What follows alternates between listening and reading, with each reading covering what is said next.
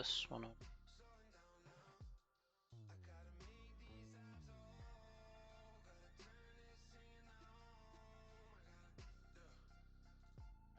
There we go.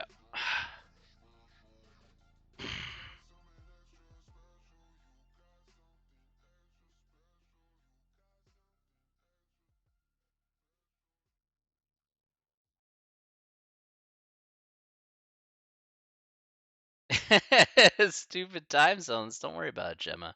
How you doing today? How are we doing today, Gemma? Oh, let me go to the other screen. That's just my Google's. You doing good today, Gemma? I hope you're doing good. Been a nice. It's been a nice. Well, I haven't stepped outside yet, but I've heard it's a nice day outside.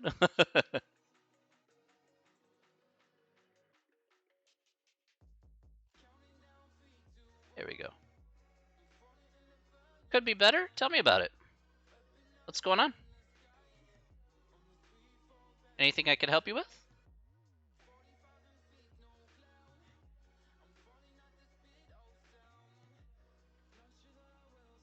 I'm always an ear if you need to talk.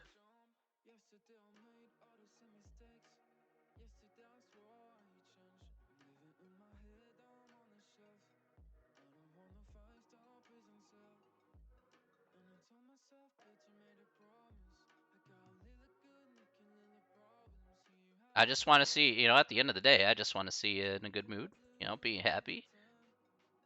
Yep. Okay, it's perfectly fine, Gemma. You take your time, okay?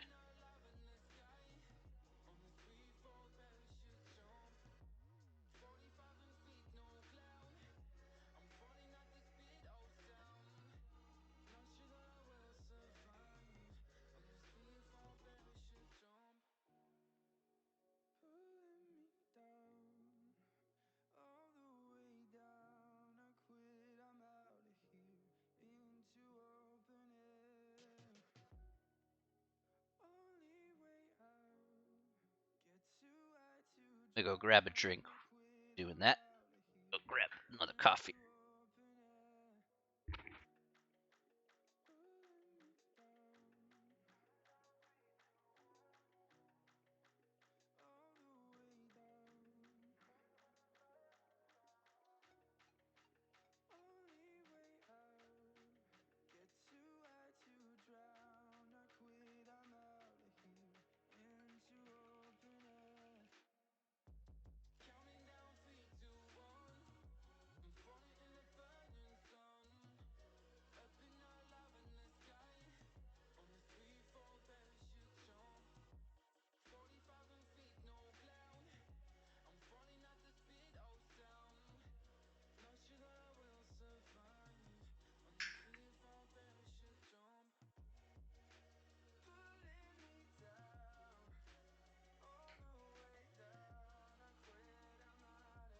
Shake it up.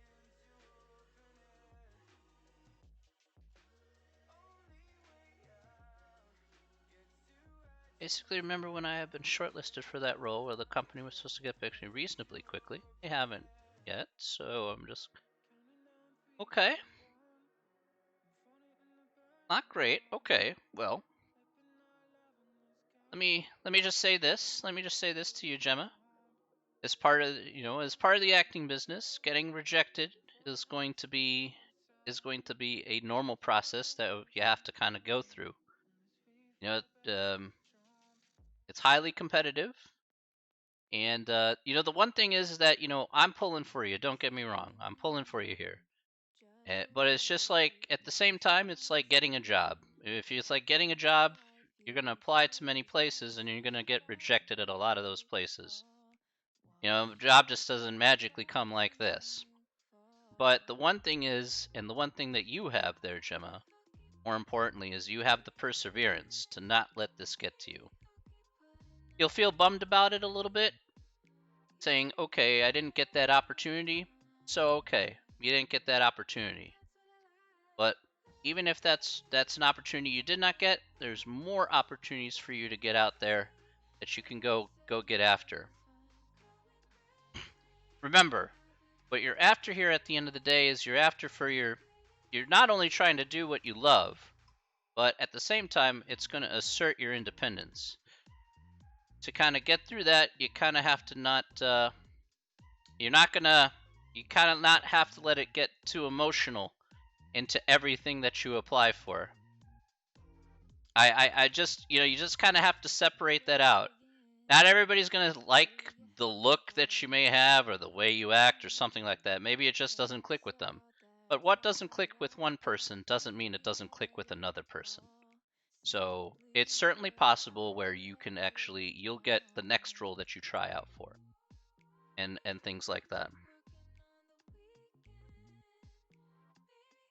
You know.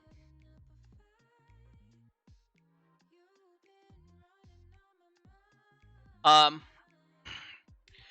So if you think about it like that, Gemma, you've put forth your best effort, and it may be the first, it may be turned down, but it doesn't diminish your talent that you have. It doesn't diminish, the work that you put in. It doesn't diminish any of that. It just means that there may be a bigger and better opportunity waiting for you further down the line, and you'll have to keep going and keep pushing until you make that breakthrough. You know, and if and I, everybody is here to help you and support you and push you toward that goal. Mentally, you have to think in the same way. You're going to keep pushing forward regardless of how many people tell you no. And that's how you separate yourself from those who basically will give up right after they get rejected for the first time. Yeah, it's never going to be a straight path. Look, even me as a teacher, it wasn't a straight path, not by a long shot, okay? My path took a lot of zigs and zags to get here. So, for me to tell you it's going to be sunshine and rainbows would be lying to you. But again, that's where the mentality is going to come in. You kind of have to be a little hard-headed about it and say, okay, doesn't work for you, the next person's going to take a chance on me and you'll regret that decision. I believe in your talent. I believe in your work that you put into it, Gemma. And I believe in your perseverance. And I believe that you can find that willpower to push through and get after something better. Because I know you're going to get it. If it takes 5 tries, it takes 5 tries. It takes 10 tries, it takes 10 tries. But you are going to get it. Just got to get at it. Keep pushing forward, and I believe that good things will happen.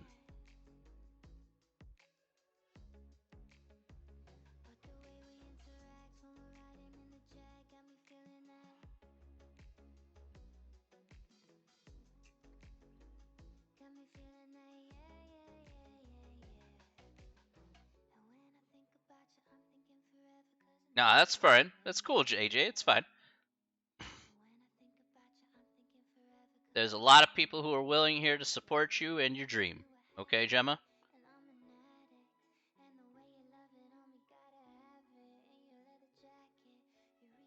Feel happy that there's a lot of people who love you and a lot of people who want to see you do your best. You know what? If it's your dream to be an actress, then you will continue pushing and pushing and pushing and pushing till you reach that goal of being an actress someday. Perseverance is going to be kind of like the biggest thing to go into breaking your way into an industry that's already highly competitive. That mentality, that stubbornness, that drive, that motivation that keeps you going every single day.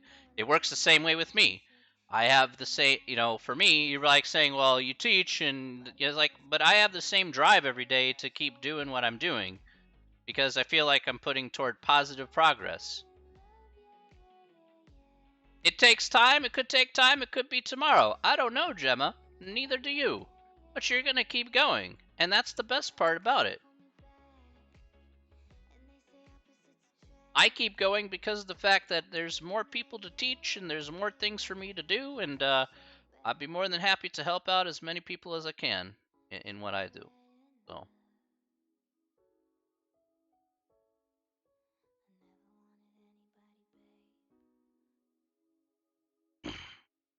That's what I'm here to do. That's what I'm here to help you with. So that's what I'm here to help everybody with, I'm sure. Look how many people are in this chat right now. There's 7 people. Hey! Is this the math? Hello, Goldemar. How are you, my friend? All the way from Parting Stream. How we doing, my dude? Are you doing good? welcome to welcome to my stream. I appreciate it. This is the math stream, my friend. This is where the math happens. Absolutely. 100%. We have a lot of different people from a lot of different places. Waiting for parting. I'm fine, but look, do you see the top of this head, Golemore? Look at this. There's barely anything left, okay? My father left me a legacy, and it wasn't a legacy of greatness with the top of my head, believe me. I barely have any hair. Too much hair! Look, at least I don't have Parting's hair, okay? At least I don't have Parting's hair. At least you have a great beard. Thank you, thank you. Oh, that's fine, that's fine. It's all good, it's all good. I love talking with you at Parting's channel, I ain't gonna lie. I love talking with you on Parting's channel. Like, that channel is super a lot of fun. Parting's such a funny guy. Yeah, it's just nonsense the whole time. While Parting is destroying people at StarCraft 2. I can't really argue with that.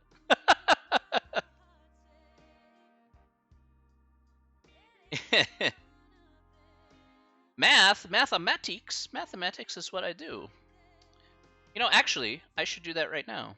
Let me do this for just a second here. And we'll do this here. All right. So stop the music here for just a second. Gotta do the intros here. Let's do the intros. All right, let's do this. Okay, let's get started today. Welcome back to Wednesday. End of the week time today. So today, ladies and gentlemen, in Math 120, I haven't made up the final yet, but as you know, the test has been posted and the homework has been reopened until the end of the semester. So those two things are still up and ready to go. And I'm sure that some of you in here have some questions regarding math. I see Susan here in the chat, and then I see a few other people here. Sheldon Cooper's fun with math. I don't think I'm as smart as Sheldon Cooper. I think it's a little bit above my pay grade. But yes, today we're going over questions that you may have over whatever you may want, and then we'll look up here on my math lab and we'll go over those questions here together if you would like. It's totally up to you. That's basically what we're going to be doing here today for the most part. Otherwise, if you'd like to talk about anything else, I'm more than happy to talk about whatever else as well. So it's perfectly fine. I like pie. I like pie too. It depends what kind of pie you like. Apple pie, pecan pie, the number pie. Wait, we had homework? You, sir, do not have homework there. No, it's fine. Gemma. This isn't just a math class. This is for everybody from all walks. I don't mind at all. That is how it rolls in this channel, okay? How it rolls in this channel is if I can be helpful in a different way other than teaching mathematics, then great. And that's exactly what this channel is supposed to do. You know, this channel is not about subs, this channel is not about donations, this channel is not about, you know, necessarily always entertainment. This channel is about you. And any way I can help you in some form or fashion. So that is what a teacher should be doing at the end of the day. 3.141592. Yeah, that's correct, Golmar. You got that right. I don't know many digits of pi behind beyond the 159. So.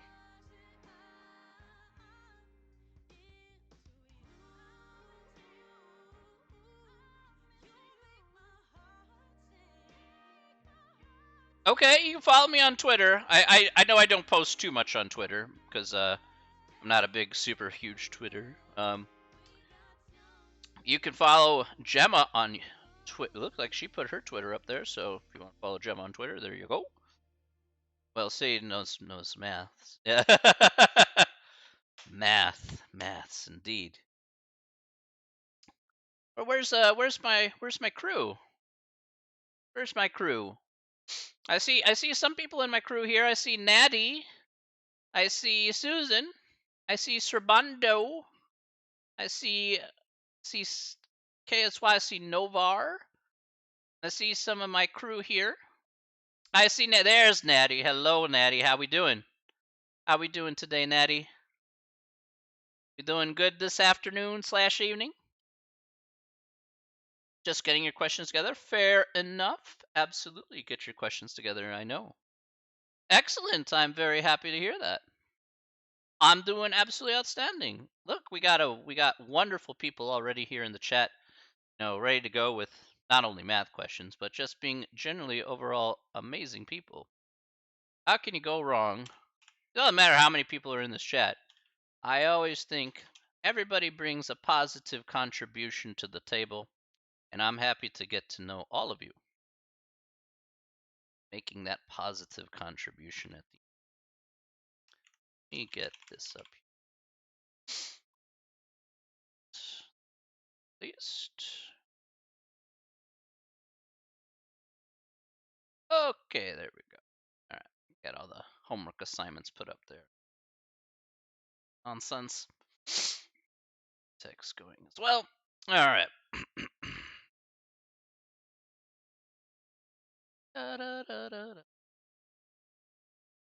Alrighty. Good stuff. Good stuff. Whew. So you got a lot of questions for me today, Natty? You got today and, well, 3 more weeks. By the way, as a reminder here, I will be making up the final this weekend, so I will definitely have the final made up by Monday. So I'll be making an announcement in regards to the final on Monday, talking about the details in regards to the final. So everything should be up and ready to go in that regard by Friday. By Monday, by next Monday. Apologies. I'll make it up by next Monday. My apologies. I keep saying Friday for whatever reason. So yes, by Monday, I will by next class, I will definitely have the final exam made up, and it should be ready and good to go. As you know, final exam will be made up from questions from the other 3 exams, so that shouldn't be too hard to really work out, and should be pretty chill at the end of the day. Hopefully, I'm guessing. So what I'm trying to do is I'm gonna try and limit the amount of questions, and not another exam. Luckily, you don't need to take the final exam, but the final exam I'll give here is about what, 40, 50 questions ish. So 40 to 50 questions ish.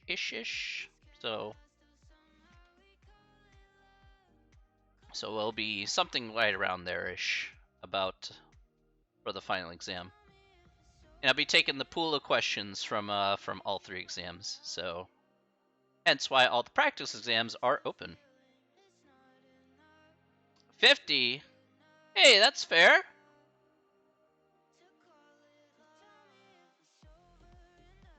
Call it 10 and I'll do it. You lazy bum. The most exams I put on a final was 100. So, but that's because many of the questions are what should we call it? That's because most of the questions were like plus, minus, times, and divide. So that's pretty much how it goes. Plus, minus, times, and divide. That was a pre-algebra class, so 100 questions, no big deal. That wasn't a big deal, but this one here, 40 to 50 questions seems pretty fair. Especially this is sounds fun. Well, you have to understand, it's a slightly more advanced course, okay, to be fair, right? So my thinking is it's a slightly more advanced course, so I make it slightly longer than my other course because it involves a little bit more material.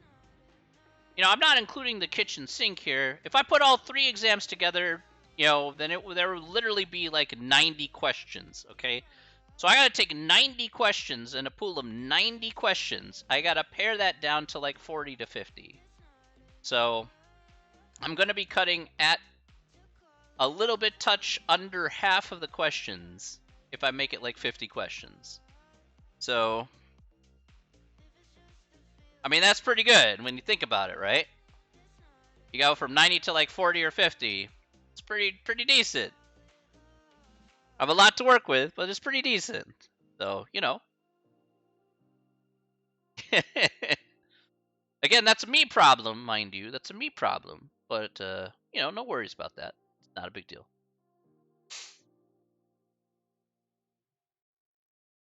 True. Yeah. It's all good. It's all good.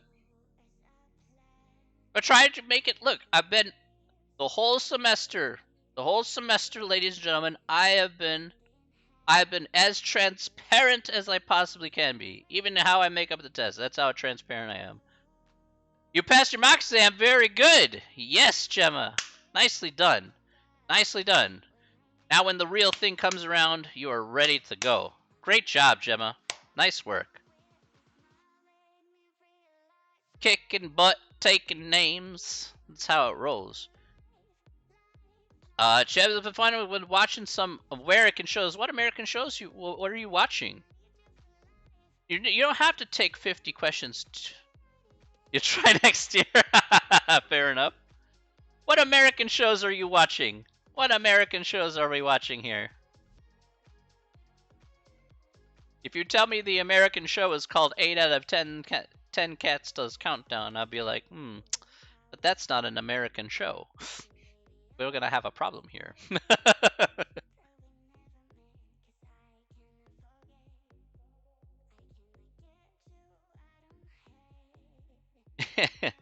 Prodigal Son. Oh, where have I heard that before, actually? Where have I heard that? Prodigal Son. Oh, that's on Fox. Okay, that's why. That's on Fox. SWAT and Chicago Fire. Okay, I've heard of those shows. I just, I've heard Prodigal Son. I don't even have TV anymore, so... Actually, I should say I do have a TV, but my TV is in my closet. So...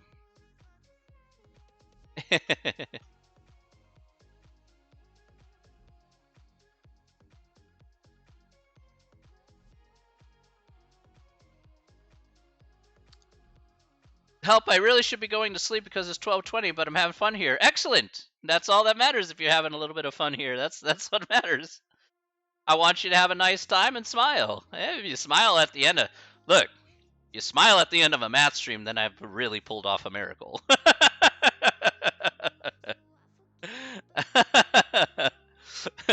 Because the first thing you think about mathematics is like, oh my god. Why? To be fair, I'm not blaming anybody.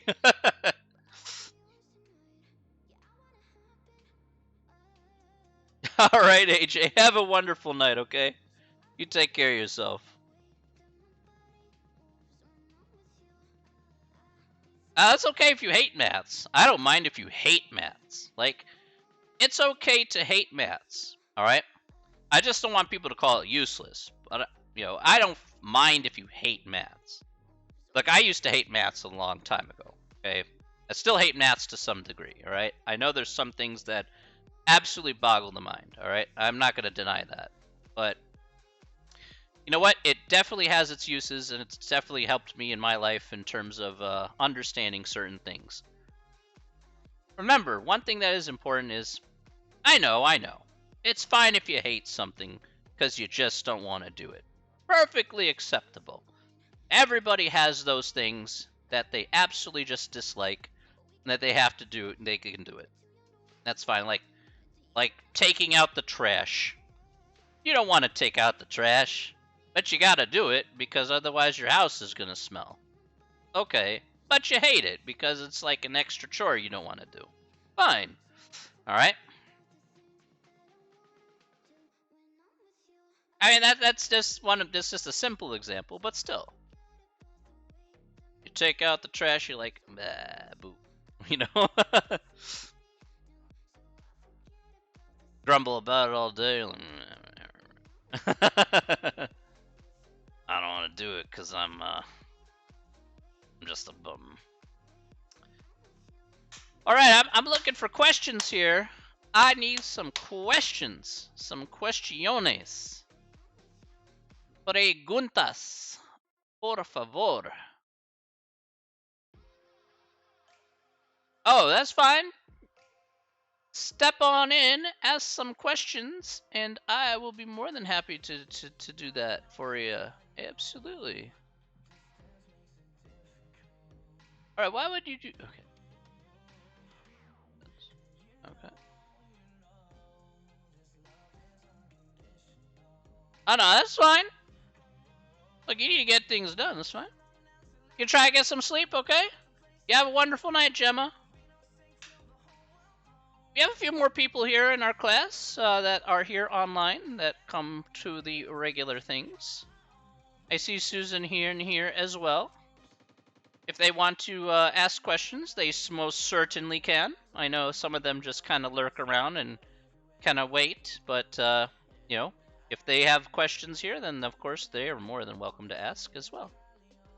So everybody is more than welcome to ask anything, so that's fine.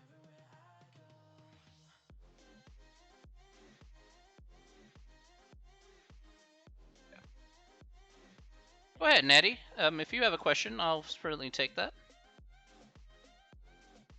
Wait, so you've been able to see who's in here? Yeah, I have been, of course. Actually, you can see who's in here as well. It's not just the streamers; it's everybody. Everybody can see who's in the stream. If you go to the top of your chat box there, there's those three little dots there. If you click on that, it'll say users in chat, and then you can click on users in chat, and it'll list the names of the people who are in chat.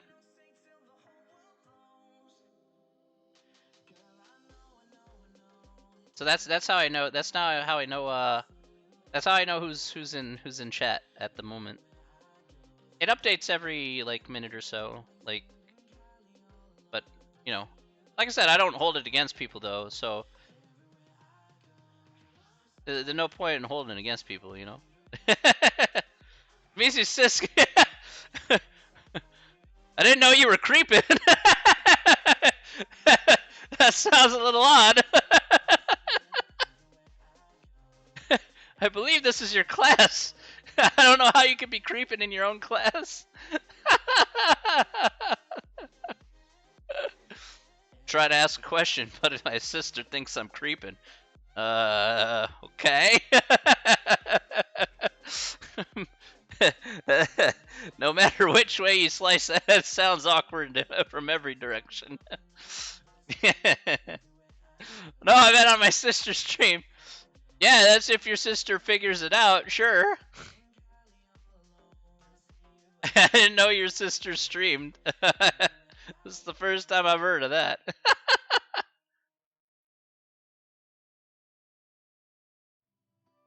I mean, most of the time, most people don't look too often, but you know, I use it just to see if there's anybody who I can direct a message to sometimes, if I need to talk with them or I'm trying to ask them a particular question or something like that. So, not to violate your privacy, but it's there just in case if I need to have a good breakdown about who's here and who's not. But Natty, I need Natty, I'm sure you have a question there, so I will certainly 12-1 number 3. Okay, let's do it. Let's go to the okay, I'm gonna go to the big board here. Oh, okay. Usually it pops up in a different screen. Okay. Okay. Give me just a second here. Alright. Just had to make that screen a bit bigger. Alright. Alright, here we go. Where are we at? Section 12.1, number 3. Alright, so as it says here, a book claims to have that more hockey players are born in January through March than in October through December. The following data shows the number of players selected in a draft of new players for a hockey league according to their birth month. Is there evidence to suggest that hockey players' birth dates are not uniformly distributed throughout the year? Use the level of significance. Okay, so what we want to look at here specifically is we want to see what our null and alternate hypothesis. We also have a table here for all our data values. So here's the number of hockey league players' birth things, okay, that we have here. That's fine. All right, so we're going to come back to this here in just a second. But let's take a look here at what we have. So we have, what's our null and alternate hypothesis? The distribution is uniformly distributed, and it's not distributed uniformly. So we're going to pick letter A. There we go. So our null hypothesis is that the distribution is uniformly distributed, and then the distribution is not uniformly distributed. That's going to be our alternate hypothesis. How do I know that here? It's because the claimant asked the question says, does it suggest that they're not uniformly distributed? So that's the claim that we're making here. But it's assuming that, yes, that should be uniformly distributed if it was just a regular, regular distribution. Let's check that, and we got that correct. Okay, let's move on to the next one here. Okay, so let's talk about this next part right here. So this next part here is very important. Remember, as we pointed out here, we have an expected count, and we have an observed count, and an expected count. Now, to understand our expected count here, that's fine. That's fine. That's what I'm going to go over here specifically. So the first thing that I want you to understand is that if we take a look back at the very first part there, Natty, we're assuming that it's going to be uniformly distributed. That means that a player should have 1/4 of a chance to be in any single one of these categories. So again, there's 4 categories here that we see, right? We have 1/4 of a chance to be in any one of these categories. 1/4 in January to March, 1/4 in April to June, 1/4 from July to September, and 1/4 in October to December. So what we need to do is we need to figure out how many players were in this draft. So we're just going to bust out the calculator for this, because we're going to have to use it anyway. Let me take this out.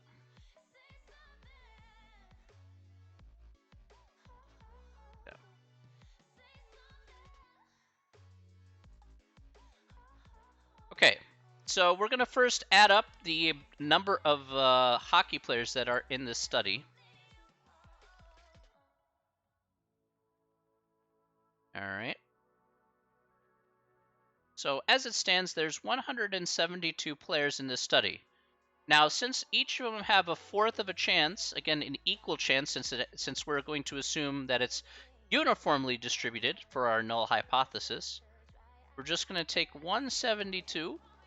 We'll multiply that by the probability it should be in any one of those categories, which should be the same for each one, which is 1/4. So the answer is 43. So if it was a perfect uniform distribution, I should have 43 players in each one of these categories. Okay, just like so. Does that make sense there, Natty? About how I found that number there?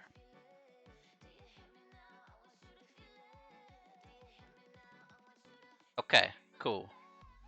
Thank you, Queen. I appreciate that. All right, so now we got it. Perfect. All right. Excellent. Now, what we need to do next here is to find the test statistic. So we've set up the observed count and the expected count here, exactly what we needed to have here. Now, in order for us to do the next part here, just as a friendly reminder, we're going to go to Edit. I'm going to go ahead and clear out our lists here. Another example here earlier. Let's clear out these lists. All right, so we're going to put in the observed list as the first list. And we'll have the expected count here be the second list. Okay. All right. So once we put in list 1 and list 2 here with our observed counts and our expected counts, We'll hit second and mode. We'll go ahead and hit the stat key here. We're going to go over to tests, and we're going to scroll over to this guy right here, letter D, which says chi-squared GOF test. This is going to reflect the goodness of fit test that we're going to need here for this particular example.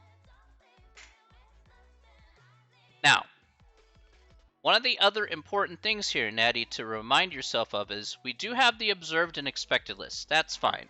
L1 and L2, that's exactly how we set it up in the calculator. However, one other thing to remember here, and I'm actually going to put this in chat here, for the goodness of fit test, specifically goodness of fit test. So the degrees of freedom here, remember, are different. So the degrees of freedom here is equal to the number of categories minus 1.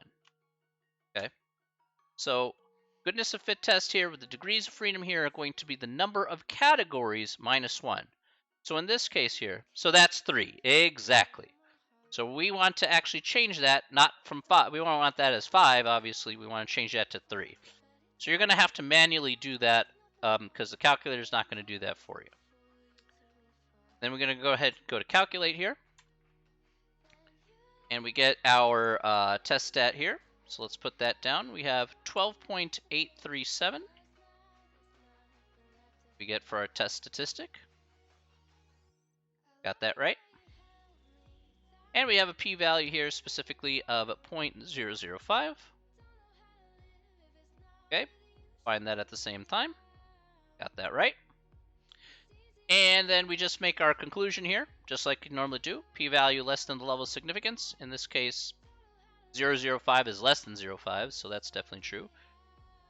Based results, do they follow a normal uniform distribution? The answer is no.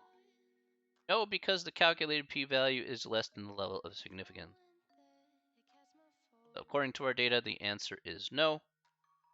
It does not follow a uniform distribution, and this is because the uniform distribution was the null hypothesis. The alternate hypothesis was not uniformly distributed. In a sense, basically, we reject the null hypothesis and accept the alternate. So that's why in this case here, the answer is D for this problem, that last part. And that's our final answer for that problem. Any questions about that?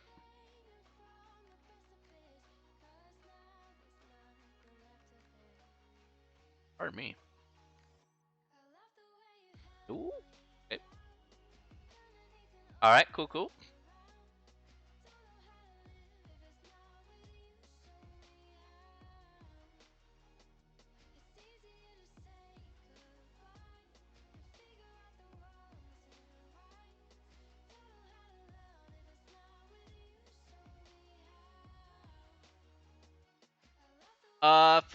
For 12.2, how do you delete matrix B on the calculator? Ah, yeah. So, how did that go again? Yeah, because I have it on here as well.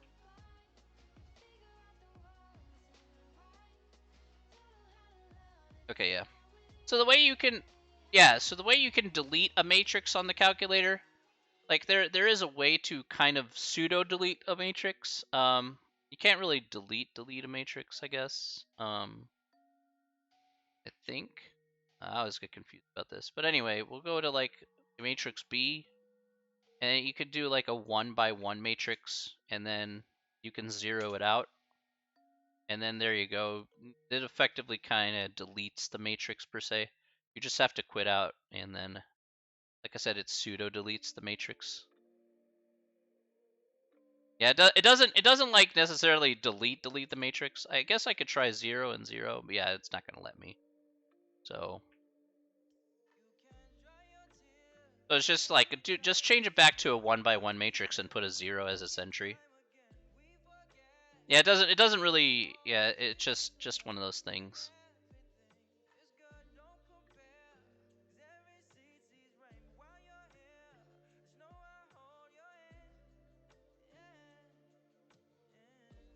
Yeah, see, even if I try it the other way, it's not gonna do it.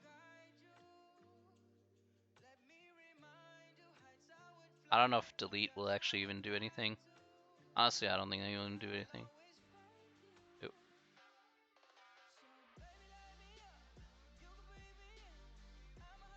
Check. Yeah, that doesn't do anything. Yeah. Yeah, it's kind of weird, but I wouldn't worry yourself over it. It's not a big deal.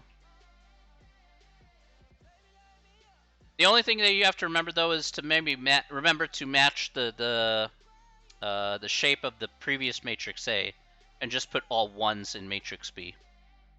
So just like we did together in class when we went over that section, yeah, just don't forget you have to do that. So.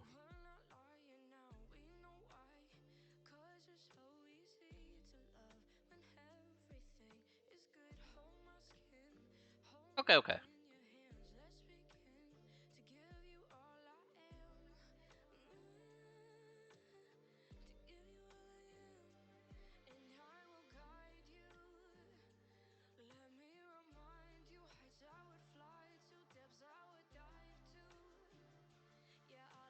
So one thing I would recommend here, Nettie, specifically for the test here, is, you know, kind of like take a screenshot of the question or something like that, and just kind of mark down what kind of process that you have to do for that particular problem.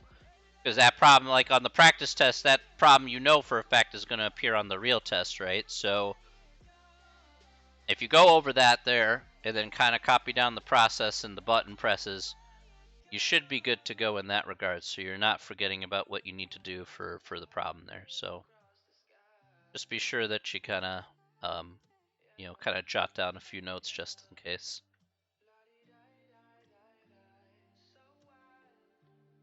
Yeah, just something that'll be helpful for you, that'll help improve your score. I mean, you got 5 tries of which to improve the score, so it's not like you're underwater, you know. Most people will take about 2 or 3 tries on the exam to improve their score, but I think most of the time 3 tries is usually. But I mean, just in case, I always put a couple extra. The final will be a little bit more strict, but the final will be pretty strict. So at least in that regard. Oh yeah, I know. Oh, I've noticed. I've noticed. Believe me, I notice. You try and retry and retry, and that's fine. That's exactly what it's there for. And if you're retrying, that's really good, because then you're starting to understand the questions. You're starting to get comfortable at what the questions are asking you for, how to do it. You know, going back through the notes and through the processes. And that's exactly what it's supposed to intend to do. That's why I put as many tries as you want on the practice test to kind of get you comfortable. Yeah, look, I'm not expecting like super progress. You know, in one test, you don't, some people can go from 10 to 100, but some people just will work their way up slowly but surely. If you're one of those people, great. If you can do it from 10 to 100, great. Whatever works for you at the end of the day. That's why the practice tests are so important in the first place.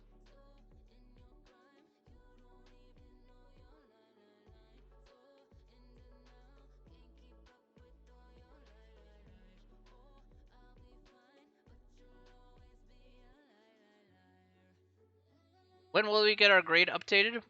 Yeah, so that's a fair question. So the grade will get updated after the final, because all the homework is due. I'll be obviously updating the third test. That will be definitely updated before the final. But since the final and the homework is due on the final day of class, that will not be updated until the 20th, once I have all the scores finalized, of course, and then you'll get your final grade right after that as well. I like to try and do things as quickly as possible, so I will get those grades updated and out the door ASAP. The only thing I don't have control over is when they get updated to your student account. I don't have any control over that. That's administrative side, and whatever they do is their business. So I have no control over that part, but I do have control over when I can put the grades into the spreadsheet. So.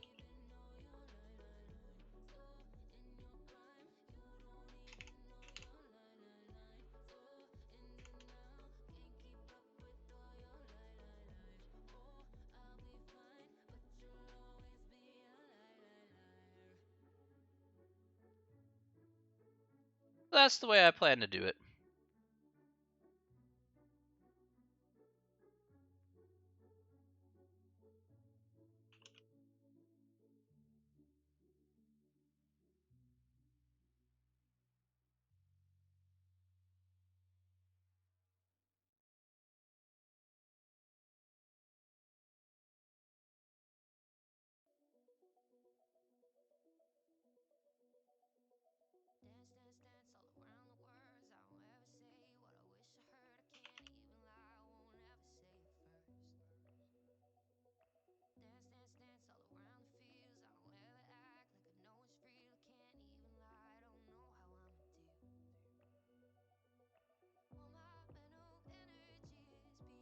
think on my end, the end is broken on D2L. I'm confused. What?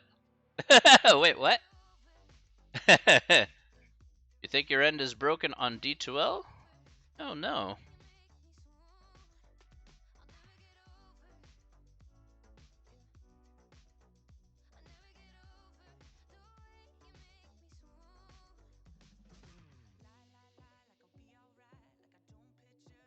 Well, I hope it's not broken. That'd be pretty bad. But if you have more questions for me, I'm here.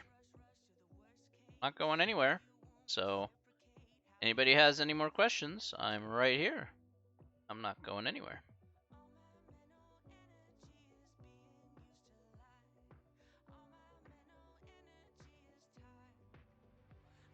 Hey, James has a question. Hey, James. Lurking in around here. How am I? I'm doing wonderful, my friend. I'm so sorry for tomahawking you and resetting your points every time you look like you had an advantage. But I seem to be the sticks and stones champion here. Okay. I'm going to I'm talking on my stream here. You can now I'm just gonna excuse me. The best right here. I'm the best, my friend. I'm the best. I'm the best. No, I'm not the best. I'm just glad I had a lot of fun with you. I don't know how I pulled that off, to be honest. You're pretty crafty when it comes to sticks and stones. So I think it's just the chaos that gets to us. Honestly, I think I just chalk it up to luck. That's all I chalk it up to. It's just luck and fun. That's it. Just having laughs and having fun. I gotta ask, James, how are you and Rach doing? How are things? Yeah, it was definitely good. We gotta do that more often. Or how are you and Rach? You guys both doing well, I hope.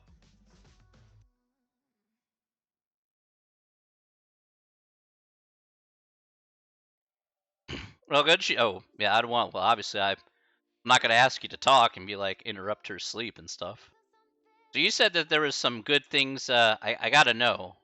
I'm gonna ask you a question here that obviously I could never ask on stream, on your stream, and be like, so you said there's some good juicy projects that you're working on there for hashtag.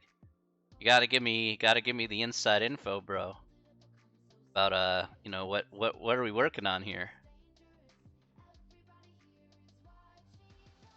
Because I just watched the Seven Aside that was put out on YouTube. And that was really fun. Really fun to watch the Seven Aside series. So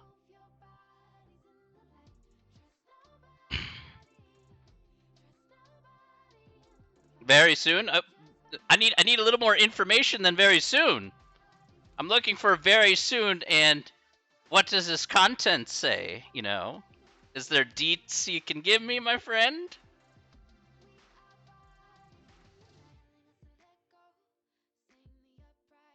Any details? Yes. Football is involved. Well, no, well, really, that's football was involved. James was involved. LP was involved. Spen was involved. Seb was involved. Neil was involved. Stampy was involved. Yes, of course. All those things. I'm gonna run through the obvious list here. Any hashtag player, yes. Any hashtag player, current and former hashtag players that are involved. Money is involved. The new sponsor kits are involved. Yeah, let's see. now, barring all those details that I know about, you know, are there any other details outside of that we can? I know I'm just fishing. Complete jokes. I know I'm fishing for info. Yes.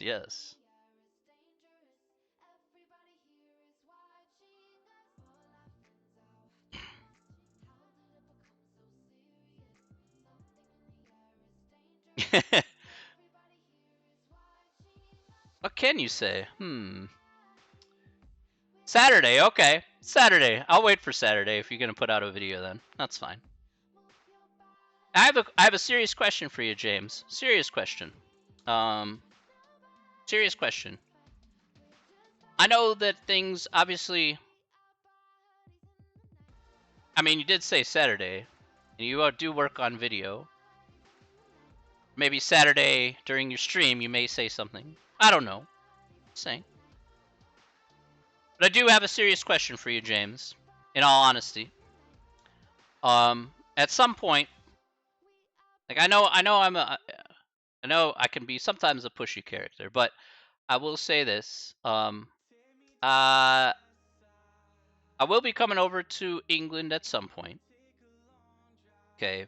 And once I get over to England, of course, we'll be partaking into some hashtag games, of course. But what I did want to ask for you and RH was if there's anything you would like from Chicago for me to bring over for both you and Rach that you would enjoy.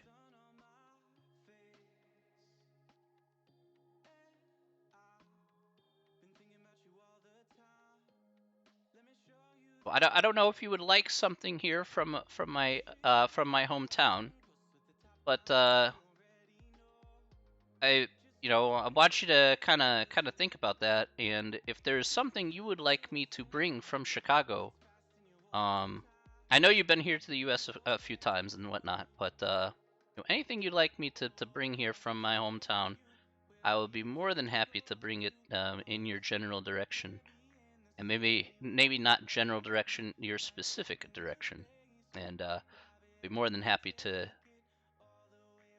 give it to you and Rach. So if there's something that I can do, then just let me know. Hey, I know you've been in Chicago, so that's right. You were been in Chicago, so if there's anything that you would like since you've been here, yeah, it was a short stay. It was perfectly fine.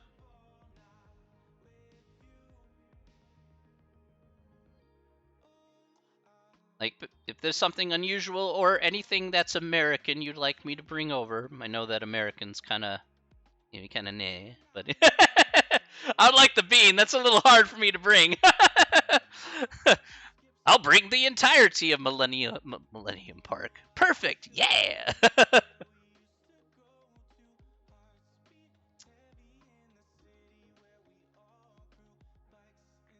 We could bring back the old airport. We could bring back the old riverfront airport. There you go, or lakefront airport, I should say. In that case, the Bull. Yeah, I mean from New York City, in front of Wall Street. It's also slightly a bit big. Or the Chicago or any Chicago Bulls related merchandise. I can bring over some sports paraphernalia if you like some Chicago Bulls merchandise. But I don't know. It's up to you, James. I'm leaving it in your hands. You got there's that. You got the bull in front of New York City, the bean. I noticed that it involves very large structures, very large sculptures of some type. Is this like the situation where once you get big on Twitch and stuff, James, you're gonna buy yourself like a $5,000, 6 foot tall glass tiger, to kind of put in your room there? A pint during a hashtag game? Oh man, there's got to be more than that. I don't know. I would say that I've watched you stream now for many months on end, and you give me you give me a lot of joy every time I go to your stream there, legit. And it's a lot of fun just watching you and having a lot of fun in your stream. So I mean, I just want to repay the favor in some way, that's just how I operate. But buying you a pint is just a small, I don't know, it just feels like a small drop in the bucket. And I don't know. Sadly, I can't dye my hair like yours. Mine's is a straight black and straight non-existent, as you can clearly tell here on stream. So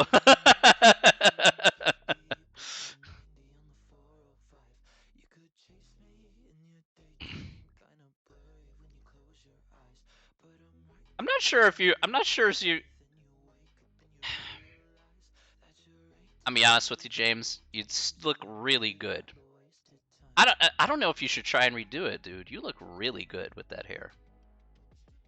Like, surprisingly enough, that hair really works with you. That color is really, really good. I'm not joking. I'm actually pretty legit about that. Your hair looks really, really good that color. Like, no jokes. I think a lot of people like it. I like it. I don't think you need to go all the way with the gray. Like, I understand that was a goal here, but I don't think you need to go any further, honestly speaking. I think you could keep it like it is and say, hey, this is what I tried, and we tried going a gray and it turned out even better. You know, you say, you age very well. You're like fine wine. You age very well, and your hair looks delicious. That's that's what you could go with, James.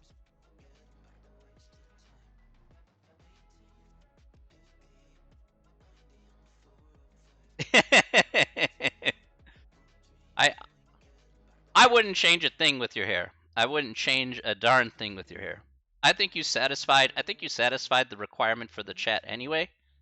You know, I gave you a ton of subs, I know, but I think you satisfied the requirement well enough. And I think sticking with that hair, I think that should be good enough in my. That's just my opinion though. That's my opinion. You do whatever. I'm just you know. Yeah. So when am I getting my James M Hodges merch? When am I getting my merch, bro? Bruv, where's my merch? Where's my merch? I want my merch.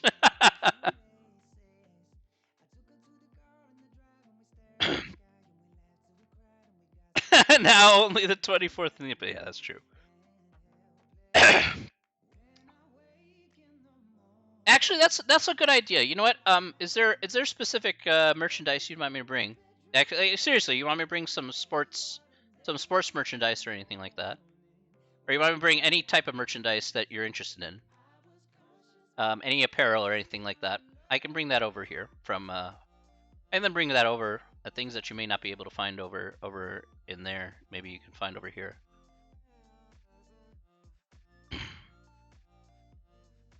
I know sports stuff is very expensive. That's fine. I can get you a baseball jersey. Will that work? Personalized baseball jersey.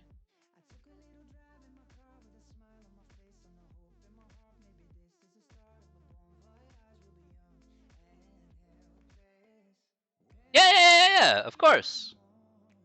I have my own personalized jersey, right? Here. Let me hang on a second. Hang on a second. Let me go grab it.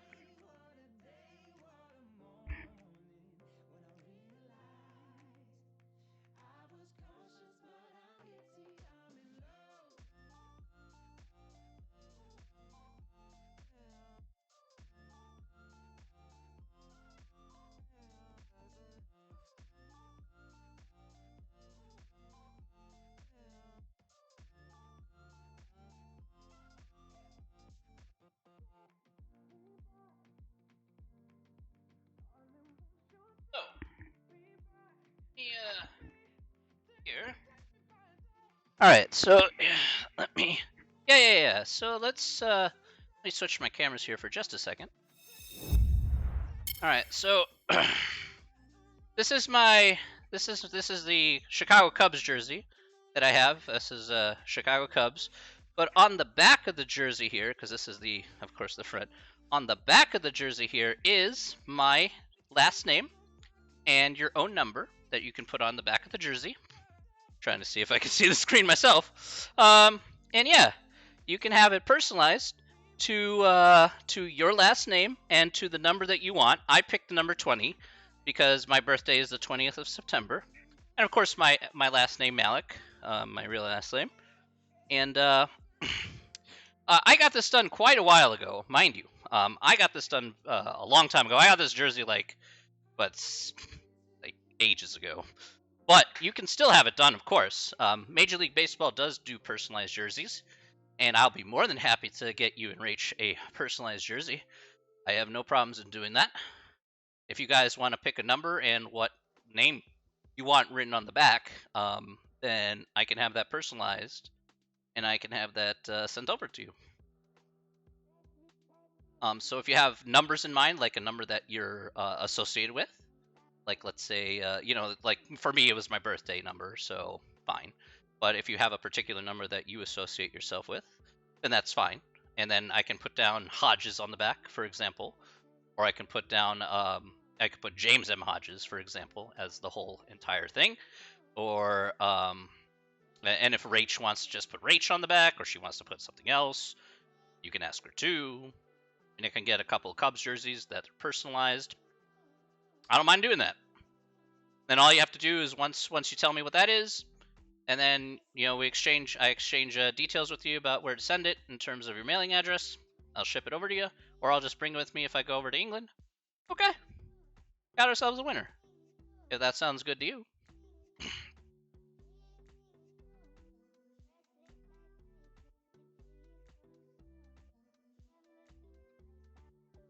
All I gotta know is like maybe your sizes as well. Like shirt size if there's a particular jersey size that you want. So yeah. Speak to Rach. Talk about it. See what information. You just give me the info, and then give me your shirt sizes as well. There's some shirt sizes here online. Yeah, so you could have a personalized jerseys are really great. Like I don't know why football doesn't do them more. Football should do personalized jerseys because they're pretty tight. I ain't gonna lie, they're pretty tight. So it's like see if I can get to the site here without it absolutely crapping on me. Whoop.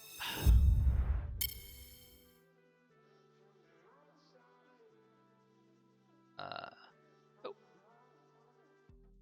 There we go. Let's go to the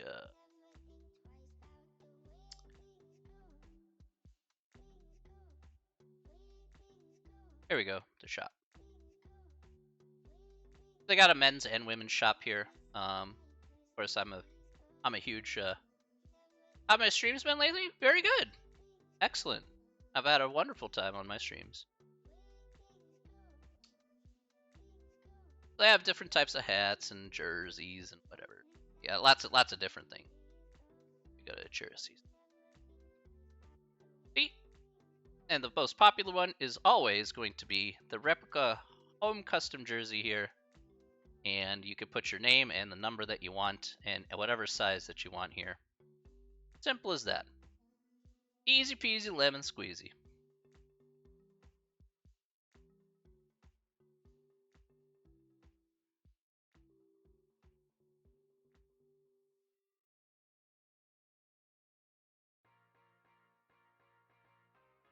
That's okay. Price doesn't really matter. I made $300 today on options trading anyway. So I got the cost covered anyway. While I was sitting and playing Sticks and Stones, I was making money at the same time. I'm okay.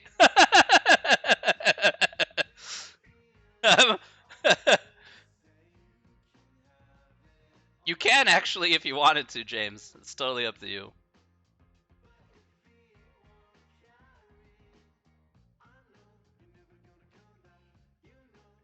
There are institutions and things that will think you lost today. You can always get back into the trading game, so that's fine.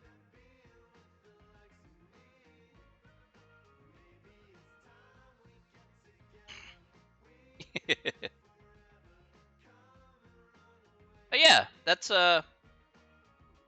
35 pounds lost. Oh, you talking about what did you put a bet in or something like that? Or just paying for the game or paying for a game or something? Coins? Are you talking about COD points?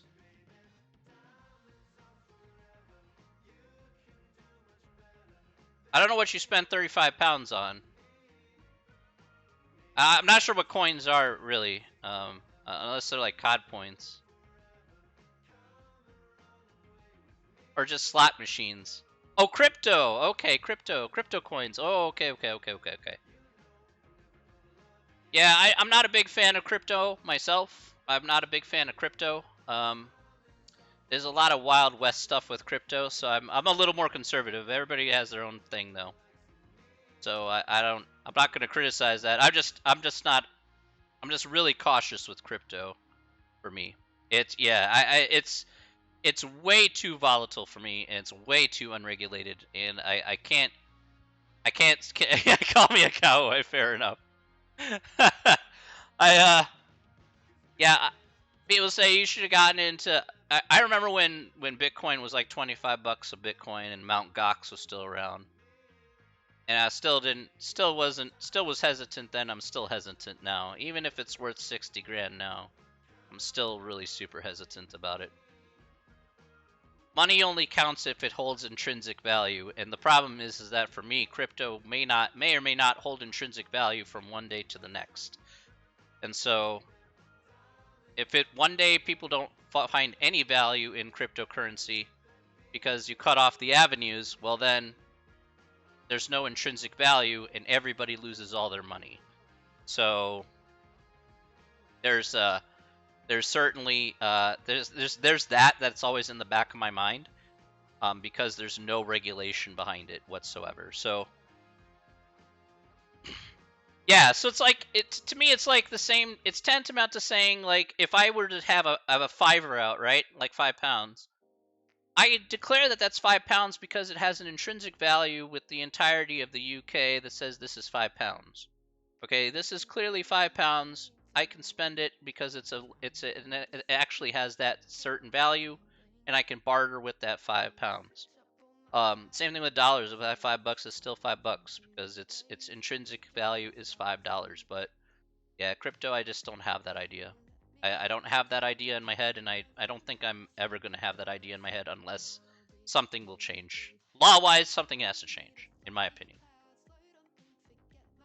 So we'll see what happens. I've been sitting on that idea for a long time, so I'm just kind of watch it. And there's also the issue that a lot of people have with crypto is that it's hard to get your money out once you put it in. So if you make a profit, it's very difficult to change it back into cash. So I've heard that to be an issue. So, but we'll see. We will see. That's good. As long as you've had no issues. In the early days, it was almost impossible. So, and Bitcoin had a very shady reputation at the very beginning. So, yeah. Bitcoin at the very beginning, when it first came out, had more to do with shady dealings with like Silk Road and drug dealing and things like that, which had really, really nasty connotations. Then after Silk Road was shut down by the authorities, and Silk Road was shut down by Interpol and the FBI. It was like a crazy big operation that they put into place. And then Mount Gox, that was a website that went bust, and essentially people got defrauded on that, and they put in a little bit of regulation about how to be more safe with cryptocurrency, especially Bitcoin at the time. Even if it was cheap, a lot of people lost a lot of money due to that fact. So you see like,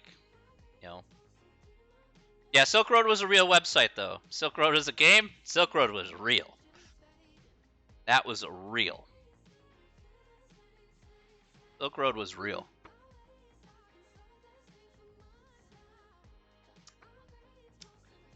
So, yeah. So now it's a little bit better, but again, yeah, still the uncertainty there.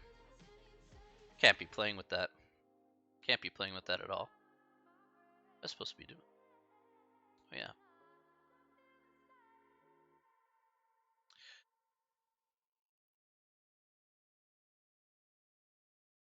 Yeah.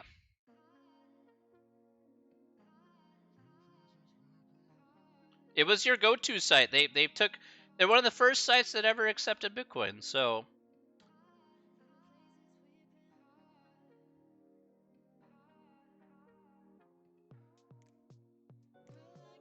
So that's how it went there.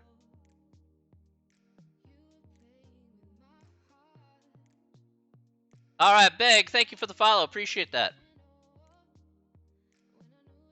Hey, Jade, how's it going? Welcome back.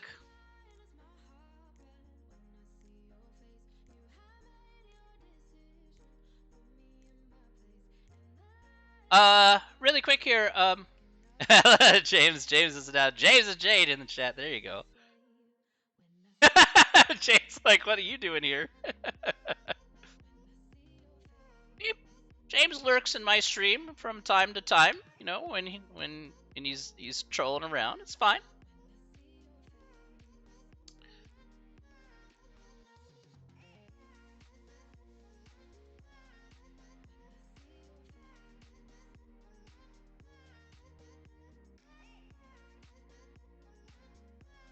Let me ask Natty here. Natty, you got a question for me? Another question for me you'd like me to work through while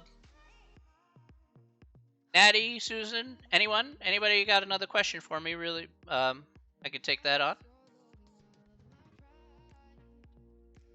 Go ahead, Natty. Go for it.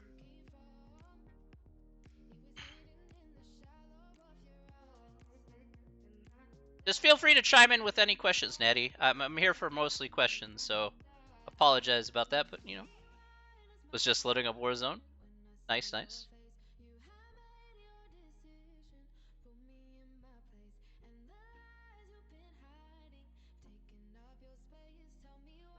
Yes, we can.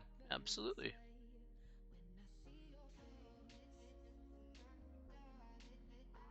Let's take a gander, yeah? 11 to number 5. Okay. Alright, let's take a gander here. How does it take you 20 minutes to take a wee break? Anyway. Alright. To illustrate the driving of effects of DUI of alcohol, a police officer brought a DUI simulator to a local high school. Student reaction time in an emergency was measured with unimpaired vision and also while wearing a pair of special goggles to simulate the effects of alcohol on vision. For a random sample of 9 teenagers, the time in seconds was required to bring the vehicle to stop from a speed of 60 miles per hour was recorded. Normal probability plot and box plot indicate the difference of probability normally distributed. And da da da da da da. No.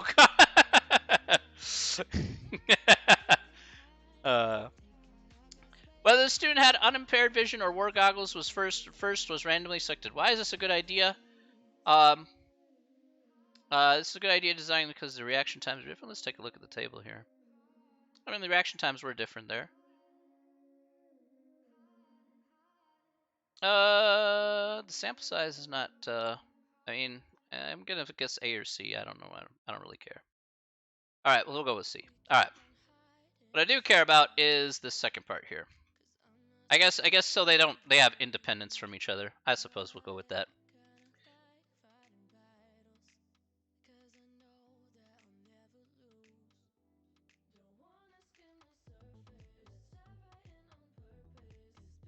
Hey, we got James in the chat too. Hey, Alex, what's going on, my friend? All right, let's talk about the next part here, though. You gotta use a 95% confidence interval test to determine if there is a difference in braking time with impaired vision and normal vision, where differences are computed as impaired minus normal. Okay, so they have impaired minus the normal here. So let's go ahead and take a look at what we have here. Now, we're going to need to use the calculator for this specifically. So, Natty, let's go ahead and do this together here. We're going to go ahead and hit the stat key here. We're going to go to edit. Now we're going to enter in some values in our list. Let's do it. All right, so list number 1 here is going to be specifically our normal values that we have here. Let's put that down.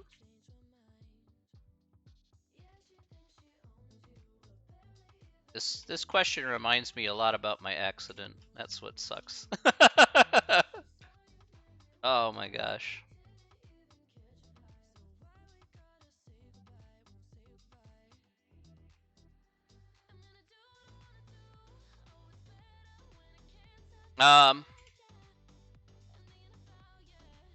Fortunately, I wasn't impaired, but braking at 55 miles an hour is really hard when you only have 100 feet between you and the car. All right. So here we have L1 is going to be our normal. L2 is going to be our impaired. Look, I didn't have a chance. I had no chance of stopping or avoiding the accident. Absolutely no chance. Of all times, it was my birthday, actually. It was my birthday. I was driving to Harper, actually. I was driving to my other job. And I was driving down this 2-lane road. I was just 55 down in this zone here. And a car from the right-hand side, I have right away. Car from the right-hand side pulled out in the middle of the intersection 100 feet from my car. I'm going 55. I had no chance. Absolutely no chance. When you're 100 feet from a car going 55, it's over. So I, of course, T-boned that car. I flipped the SUV over with the sedan, of all things. And, yeah, that was brutal. That was pretty brutal. I'm just glad everybody was okay. It was a mess. Yeah, so I wasn't, like, for myself, of course, I was stunned, right? But I got out of the car and I had to help the other people in the other car because they're banging on the back. And I was like wondering, I was like, oh my god, I just T-boned this vehicle, it's flipped over on its side. I'm like, holy crap, okay. You know, and I was worried for them. You know, because as soon as I checked out okay, I'm like, okay, my chest is on fire, right? Of course, I bruised a lot of ribs, right? Because, you know, the seatbelt and the airbag and stuff. But as soon as I opened up the back door to their SUV, they had padding all over the back because they were like a service SUV. So then I see all this padding in the back. So despite T-boning the vehicle, everybody inside was okay because of the padding that they had in the back of the vehicle. So I'm like, oh my gosh, thank goodness everybody's okay. So everybody walked away without any scratches, despite it being a really violent wreck. So that part there, I'm really thankful for. So I'm glad. Hey, look, if my car is destroyed, that's one thing, but it's the people inside those cars that mean a lot more. So you can replace a car, but you can't replace a life. So, all right. In any case, I gotta keep going with this problem here. All right, let's go to list number 3 here. All right, so list number 3 here, Natty, very important. List number 3 says take the impaired minus the normal. So that's what they want you to do. They want you to take list 2 minus list 1. So what you're going to do here specifically, impaired minus normal, is we're going to go up to L3. If you highlight L3, we're going to say second and 2, take list 2, and we'll subtract it by second and 1, which is list 1. Yeah, so that's the big thing there. They said do impaired minus normal. They're like, okay, we got to do it that way specifically. So we're going to do it that way specifically. So we got list number 3 there. Done. Okay. All right. I want to just be sure. I want to be on the safe side about this part. I want to say it's T. Oh, I think it's T. T, please. T. It is T. All right. So what we're going to do next to find our confidence interval, we're going to quit out of this, second in mode. We're going to go to hit the stat key. We're going to go over to stat. We're going to go over to tests. And we're going to go down to number 8, which says T interval, because we want a confidence interval here. So we're going to use data.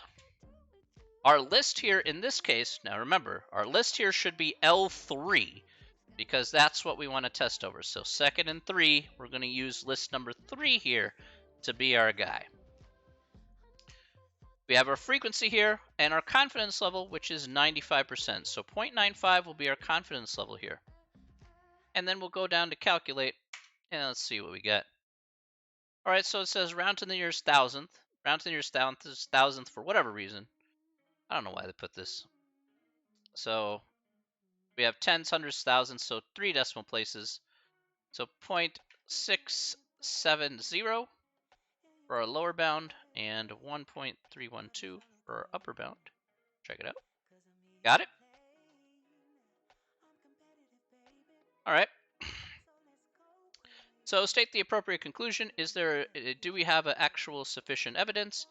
I would say we definitely do have sufficient evidence to say that there is a difference between breaking time with impaired vision and normal vision. And the reason why we can state that here is because 0 is not in this confidence interval. If 0 were to be contained within this confidence interval, then we could say that there's not sufficient enough evidence. But because 0 is not within this confidence interval, then there is sufficient evidence to say there is a definite difference between both parties.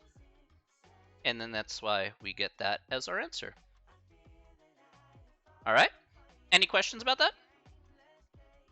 Hopefully that was pretty simple. Hopefully that's not too bad. Hey. No? All right. Jay. All right, cool. You got another question? Let me know. James, you still there? James, if you're still there, you gotta let me know, buddy, about what you and Rach would want. Yeah, okay. James, just talk to Rach. You let me know about what you want on the back of your jerseys. I'll go get the jerseys. Tell me your sizes, whatever. I'll go grab them for you. No problemo. Easy peasy lemon squeezy, my dude.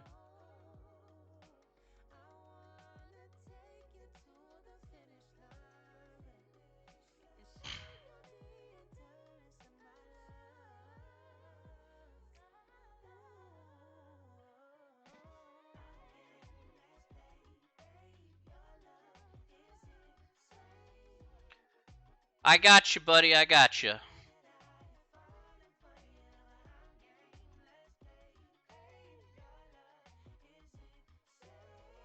Hey, Heide. No questions for you. You're off. Have a good night. Okay, my friend. You have a wonderful night. We'll see you next. Have a good weekend. Okay. We'll see you on Monday. Yeah, of course. When she wakes up and stuff. No problem. It's still pretty late over there. So I don't know about you. I haven't. My sleep schedule's been way off lately. I go to bed at like 1 o'clock. I wake up at like 8. I get like 6-7 hours of sleep at most these days. Yeah, just randomly wake up.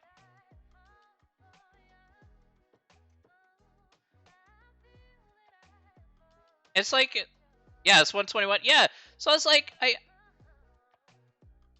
I don't know if you do the same thing there, James, but in order to get me to go to bed these days, I have to have my phone next to me and just like watch some random videos until I doze off. That's basically what I do in order to get myself to go to sleep. Because I can't do it any other way anymore. Unless I've absolutely, spent every bit of energy doing something like moving boxes or whatever, then watch it. Yeah, you have to watch random videos of whatever. So yeah, that's a lot. It's always like you gotta find some DIY. It's true. Do it yourself. Yeah, so I watch like StarCraft videos or watch like Magic Arena videos, watch Tiny House videos. Yeah, everybody's got a thing that they watch. And just slowly but surely you just drift off to slumberland. Yeah. Tiny houses, I love them.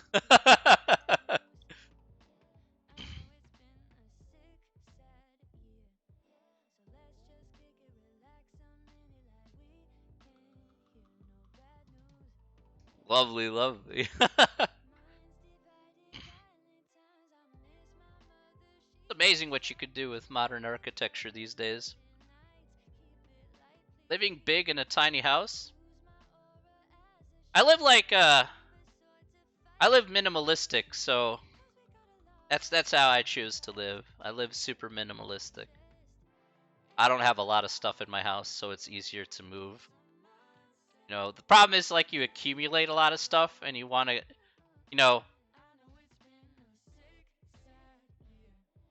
I feel like you should get a tiny Me? I should get a tiny house? I mean, look, I've lived in really small spaces before, Natty. It wouldn't bother me in the slightest. I've lived in very small places, okay? The smallest place I ever lived in was half a closet. So I don't mind living in really tiny places. I'm very comfortable with that. I lived in half a closet for 3 weeks and a storage closet for 3 years. So, yeah, I told you the whole story. I have no problem with that at all. No problem with that. Easy, easy, easy.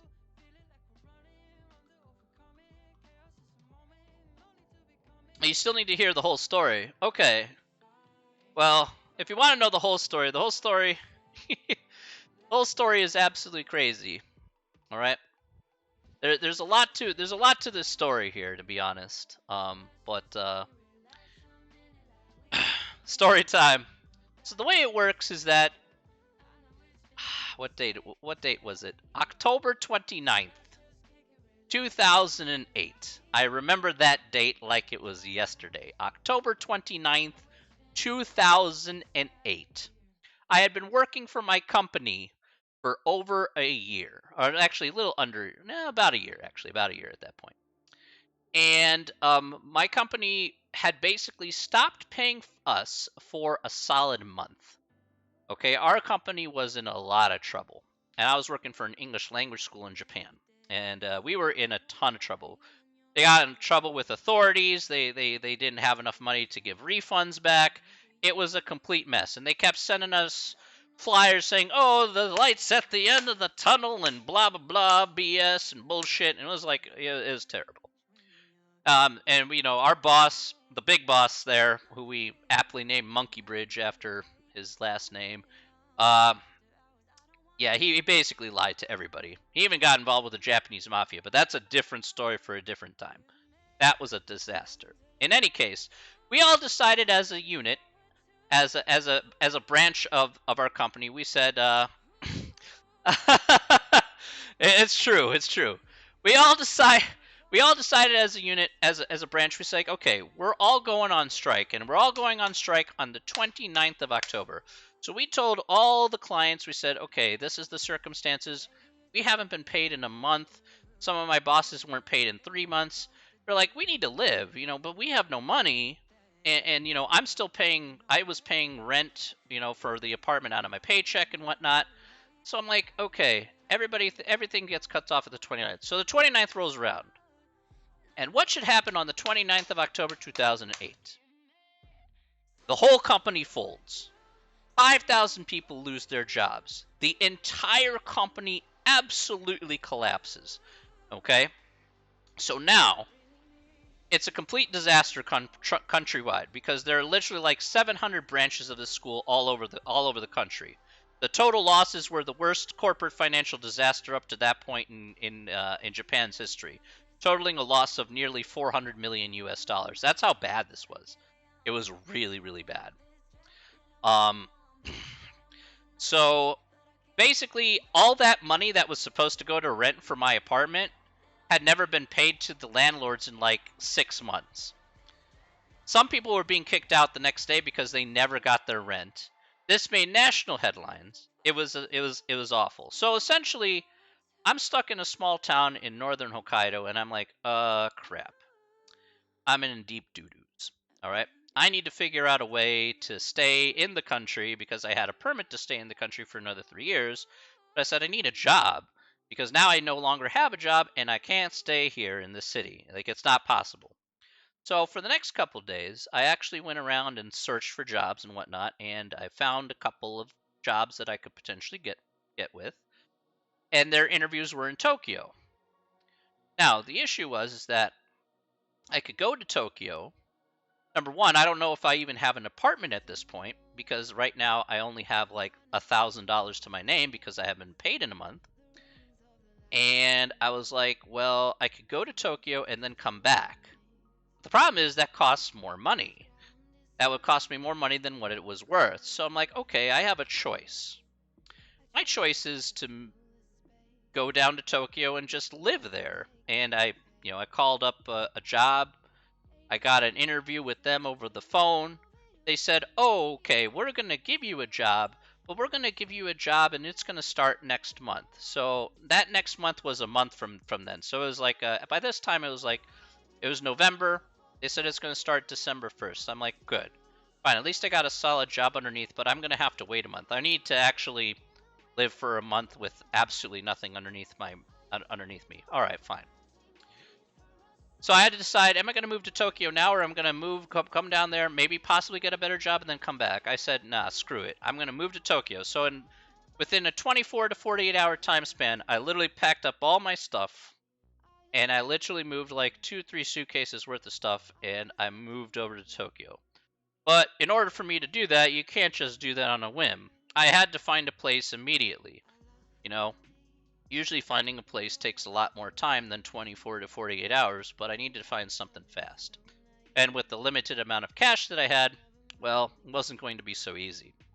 So, what I decided to do was, I looked for the cheapest place that I could get with $1,000 to my name. And I found this place. It said, oh, we got a place for $175 a month. I'm like, okay, sold. I don't care where this is at, you know. Let me switch over to my other camera here. I'm like, I don't care where this is at. All I care about is it's a place to live. And I'm like, all right, fine, I'm gonna roll with it. Walked down there, got my luggage in tow, everything like that. And he told us 175 a week, not a week, 175 a month. I'm like, okay, perfect. And he's like, okay, well, he showed me the room, and he's like this little house, and it's got these partitions and the whole 9 yards, like really sectioned off from everything, really tiny rooms. He shows me a room, and it's literally half a closet. Like I could lay down, and it was literally half a closet. It was about as high as my current desk, and I could lay down in there, and it didn't even have barely a blanket. So I'm like, okay, this is what I got. Now, of course, there's no place to put my stuff, so all my stuff had to be outside, and it's wintertime. So all my stuff is outside during the wintertime. And so if I wanted to get a change of clothes, I had to go outside, rummage through my luggage in order to get my stuff, and then, do what I had to do, clean myself up or whatever. So during that time, I was right next to the outside door. So basically, cold air would kind of blow through. So I was like, well, I need to warm my place up. So I had my computer with me, and I brought my computer in, and that was going to be my heater for 3 weeks. And it was my heater for 3 weeks. It was glorious. I didn't even have a blanket. That's how broke I was almost. So I was like, okay, let me go find a blanket. It took me 2 hours to find a blanket. Cost me like $50, but I had to get the best blanket possible, so it didn't matter how long it took me. I was gonna find the best blanket possible. Got a pillow. I was like, all right, this is what I'm doing. So I lived off of $2 a day for the next 3 weeks of my life until my landlord came around. He said, hey, I got a place for $350 a month. He's like, it's a storage closet. I'm like, I'll take it as long as it's bigger than this place. So I lived in that storage closet for 3 years. It was great, but yeah, that's how I ended up in that half a closet for 3 weeks. $2 a day, no joke. I lived on $2 a day off of coconut cookies and miso ramen, and I treated myself to maybe a sweet potato every once in a while. So yeah, I mean, like at the bottom of the barrel, I was like, okay, at the bottom of the barrel. My mom was kind enough to forward me like $500, but that didn't go very far. You mean the storage closet I lived for 3 years? Yes, it was an actual storage closet. But it was a big storage closet because it's part of a old knitting factory. So, yeah, it was an actual storage closet. It worked out really well, though. It had plenty of space to store all my stuff. Lived there for 3 years, absolutely fantastic.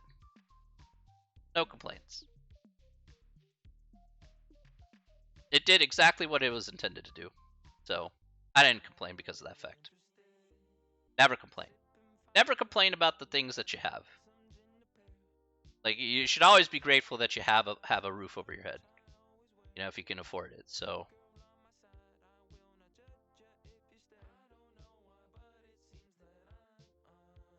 I started living in Japan after I got my master's degree. So once I got my master's degree, I decided to go to Japan. The only reason why I decided to go to Japan? No, you can always ask me questions, you know. The only reason why I decided to go to Japan after I got my master's degree in math, I know I could have started teaching math right out the gate, is because I wanted to go to Japan and do something that I always wanted to do. All right, James, you have a wonderful day, okay? Have a wonderful night. You take care of yourself, all right? Hope to talk with you tomorrow, James. And get back to me with what you and Rach have to. Get back to me tomorrow, okay? If you have a chance to talk to Rach. All right. Cool, cool. Yeah, so the only reason why I went to Japan here is because the fact that I wanted to do something that I didn't want to. I wanted to do something for me, and I want to make sure that I had no regrets. I've always wanted to go to Japan. I've always wanted to live in Japan. That was some kind of one of the things on the bucket list that I absolutely wanted to do, and I tried really hard to get a job in Japan so I could go ahead and do that. And nothing was going to stop me from doing that. So I went ahead and did it. And 4 years, 4 years of my life I lived there, and I don't regret a single. I don't regret it. Don't regret it at all. Absolutely. Sometimes it things took a sharp turn. It's fair, but you know what? I said before, if it says before I get older, let's do something that I wanted to do my entire life. No regrets. Let's do it. So I did. But I'm young enough to do it. Time I moved, it was like 26. Well, my visa ran out. I got let go from my job. My visa ran out, and I was like, okay, time to come back home. Let's start teaching math. So I didn't want to leave, but you know what? Sometimes things have to happen that way. So it is what it is. But I'm not gonna ever regret. I'm not ever gonna regret. I'm never gonna regret the decision that I made to move over to Japan. It was very eye-opening in a lot of ways. One of the things is to take you out of your comfort zone. Number one, how well do you adapt to different circumstances when it's outside of your comfort zone? That's something that's very important. If you never know what's outside of your comfort zone, then you don't know how far you can push yourself to adapt. Um, and that was definitely one of the things I learned out there. Number two, you have a lot more time without the extra pressures around you. So the other thing is that people have certain pressures around them when they live around their own families or their own society, whether that be in the same city or whatever the case may be. When you live in another country, you take that all away. And then you start to reflect upon yourself, and you start to learn a lot more about yourself, or learn about a lot more about other things without those pressures put upon you, 24/7, 365. And that can be very eye-opening as well.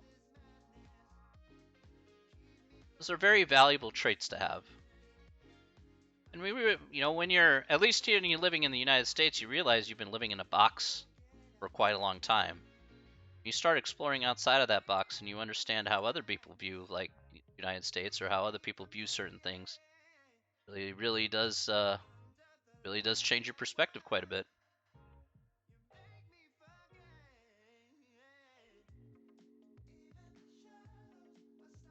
It's one thing a vacation can't do. A vacation can only take you away for a little bit. When you really live in another country, it really starts to hit home.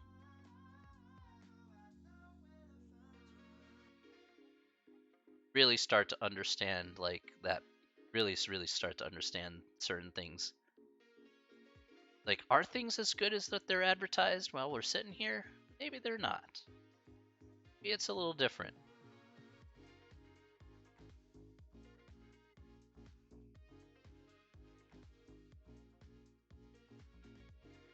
Yeah, so there's a lot of different ways you can kind of look at it. So,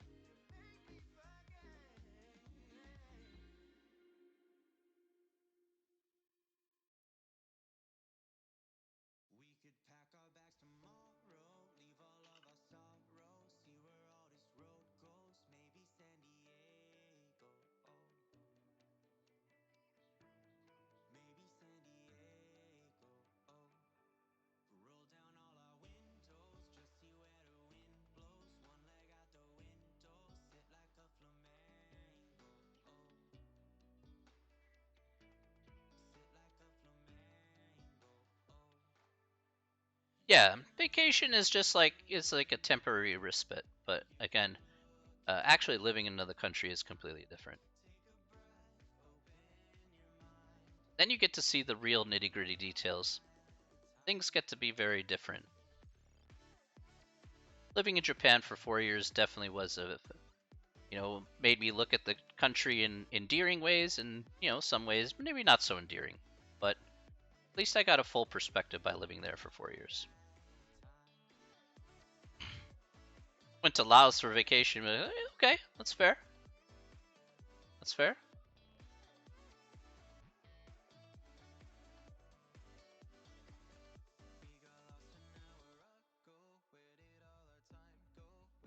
I could tell we have it so good in America. I mean, in comparison to where you've possibly been, sure. In a lot of ways, America has a lot of benefits and advantages, no doubt, no question. In other ways, America doesn't have the benefit or advantage. I will say that.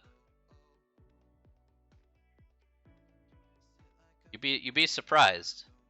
There's of course drawbacks there's things that other countries have that we don't, that are very, very good, that we kind of wish we had. So you can make arguments on both sides in that regard, but still, I should have a podcast. You think so?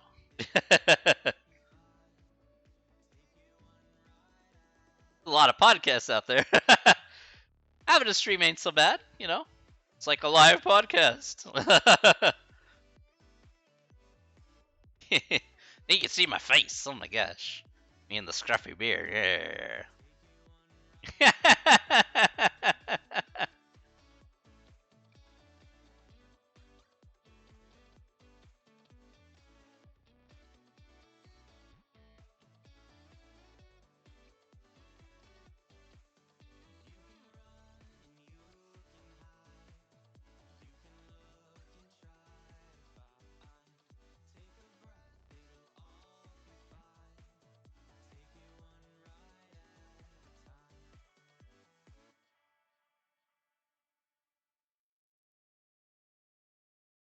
All right. You have no more questions for now? Does anybody else have any other questions? Feel free to ask. Anybody else have any other questions? I'm here for you.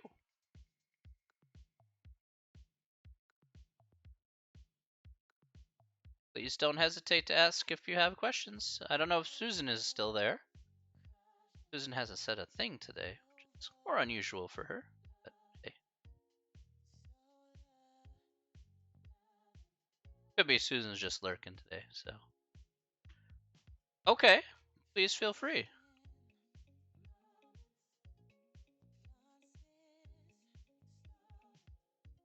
Yeah, it's probably lurking today. That's fair. Everybody can lurk every once in a while. No problem. Oh, there she is. Hey. Hey, how we doing, Susan? I was worried. I'm like, is she lurking and ignoring me? Oh man, I'm like devastated, man. Susan's always like in a great chipper mood, or at least in a decent mood. I know math is like not the most decent of mood, but hey.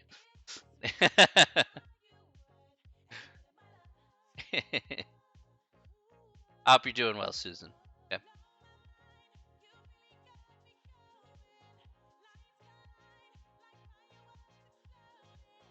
All right. Well, then I guess we will end off here for today. I want to thank everybody here for coming out on this stream. Okay, good. Very happy to hear that, Susan. Very good. You know where to find me. I'm not very hard to find. I promise you that. But I want to thank you, ladies, for coming out here to stream. Anybody else who came out to the stream here, James Hodges, thank you so much for coming out here to stream. Thank you all very, very much. Again, we're gonna step out here for the weekend. We'll be back on Monday. I will definitely have the final exam ready for then.